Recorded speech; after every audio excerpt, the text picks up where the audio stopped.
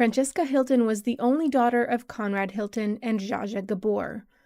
Not only was the alleged story of her conception disturbing, her tragic fate was downright horrifying. The story of the Hiltons spans generations and is marked by shocking twists and turns. It begins with Augustus Halverson Hilton, who emigrated to the United States from Norway in 1870, settling in San Antonio, Mexico. There, Augustus and his wife, Mary Genevieve, built a home where they raised their 8 children, including Conrad Hilton, the son who would change everything. Conrad grew up in New Mexico, but not in the United States of America. New Mexico did not become a state until 1912, at which point Conrad was already 25. This presented him with a unique opportunity. He became one of New Mexico's first Republican representatives.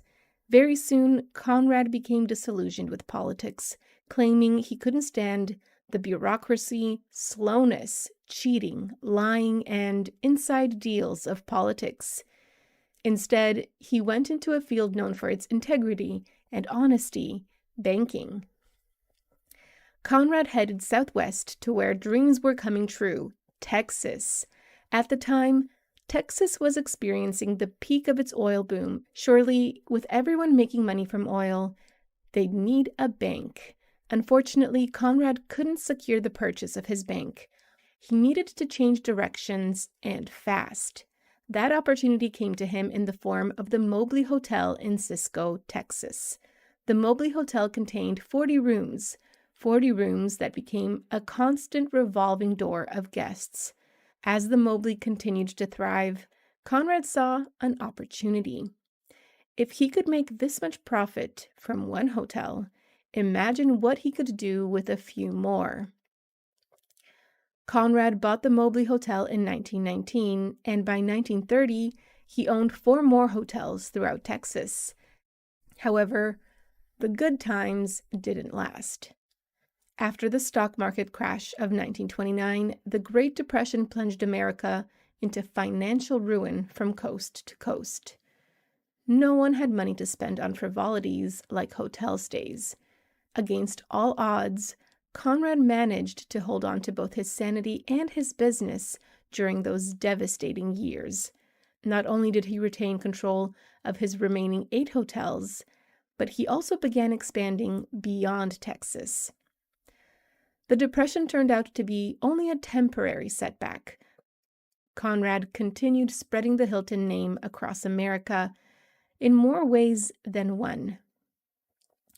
During the rise, fall, and rebirth of his hotel empire, Conrad embarked on a more personal venture, building a family. He met and married Mary Adelaide Barron in 1925, and together they began laying the foundation of the Hilton legacy. The couple had 3 sons, Conrad Hilton Jr., Barron Hilton, and Eric Hilton.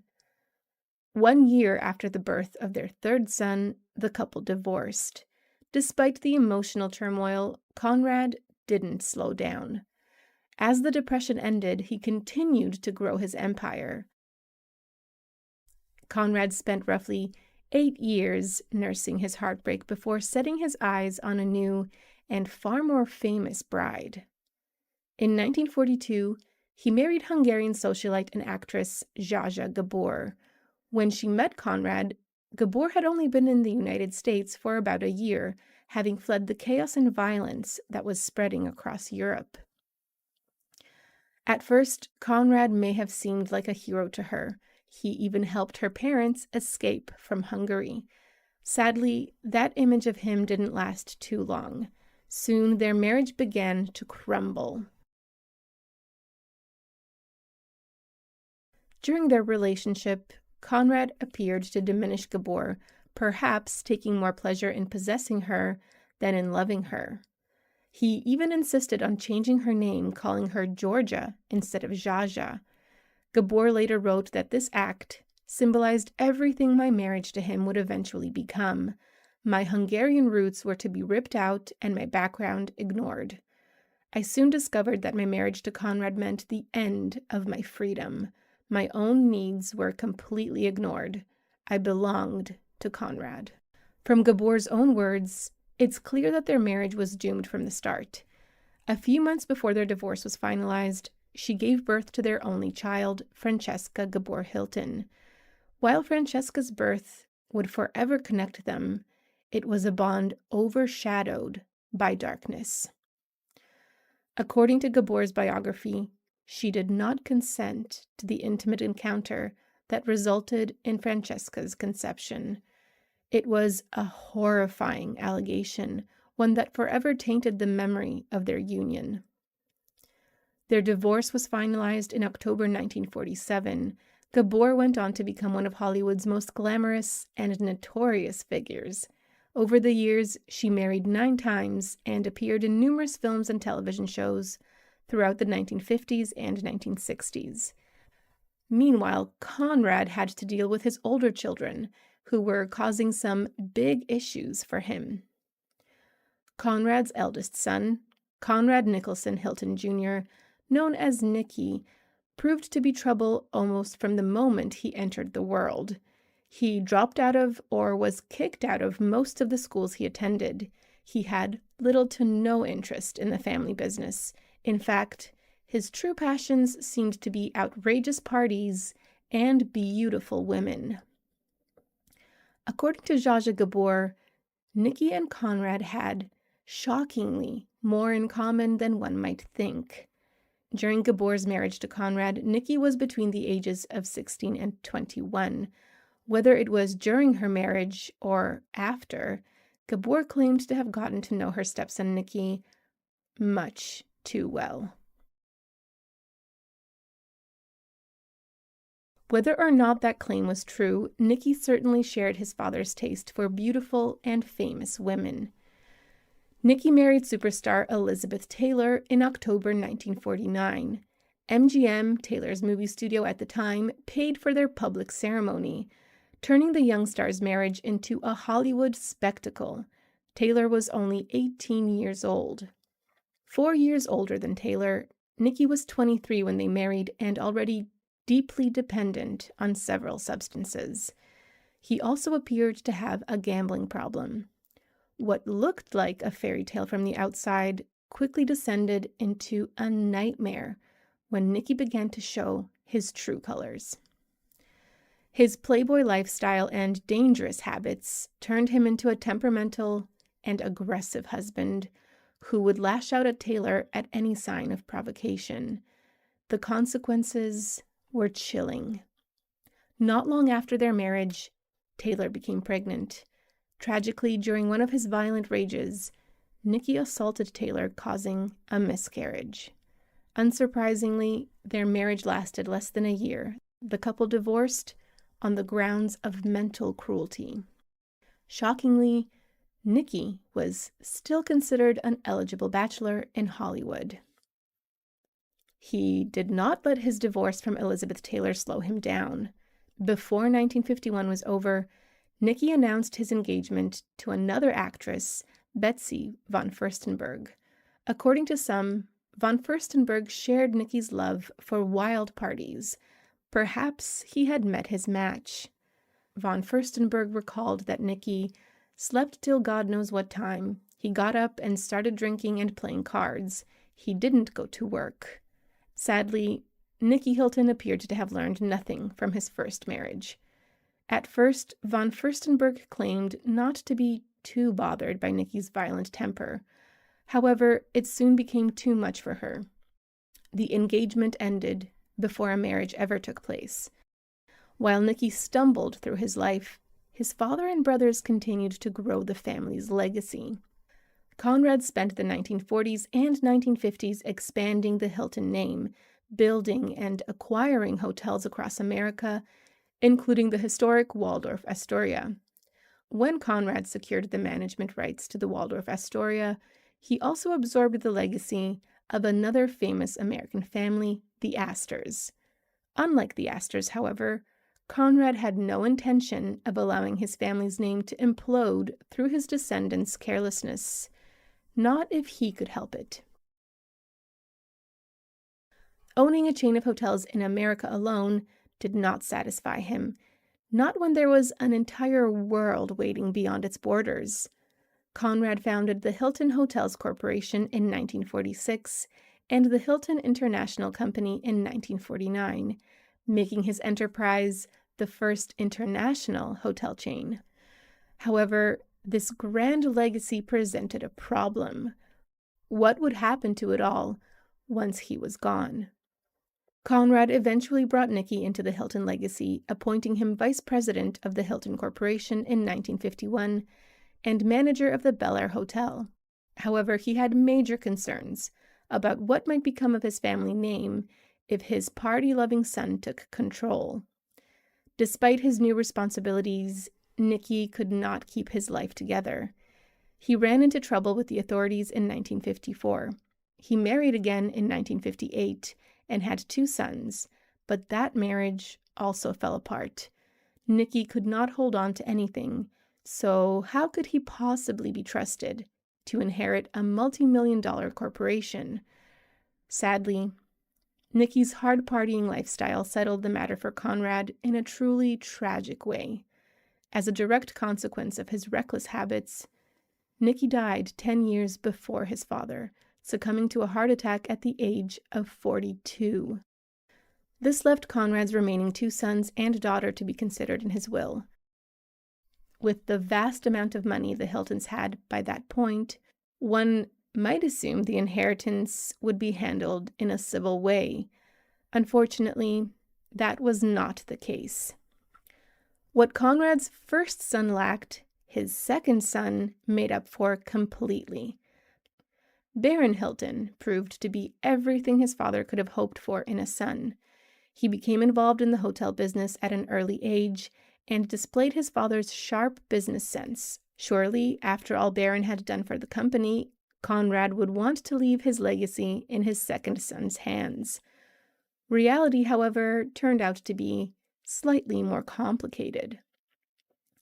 Conrad Hilton died in 1979 at the age of 91. He left behind a multi-million-dollar business and 3 surviving children, his 2 sons and his daughter. But shockingly, his children received very little. Instead, Conrad left 97% of his estate to the charitable organization he had founded over 30 years earlier, the Conrad and Hilton Foundation. At first glance, it appeared that Conrad had neglected his children. However, that wasn't exactly the case. Conrad left 13.5 million shares to the Conrad and Hilton Foundation, but his will also kept Baron in mind. He gave his son the right to purchase those shares, which would allow him to keep control of the company within the family. Unfortunately, Conrad failed to anticipate that the foundation would not want to give up those shares once they had them. Although Conrad's will reportedly granted Baron the right to buy back the Hilton Hotel's stock, the foundation refused to sell.